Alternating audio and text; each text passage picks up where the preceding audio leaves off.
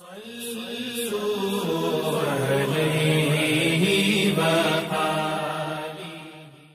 اللہ الرحمن الرحیم۔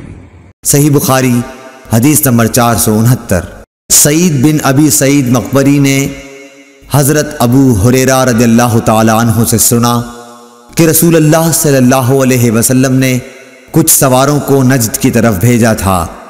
وہ لوگ بنی حنیفہ کے ایک شخص ثمامہ بن اسال کو بطور جنگی قیدی پکڑ لائے اور مسجد کے ایک ستون سے باندھ دیا۔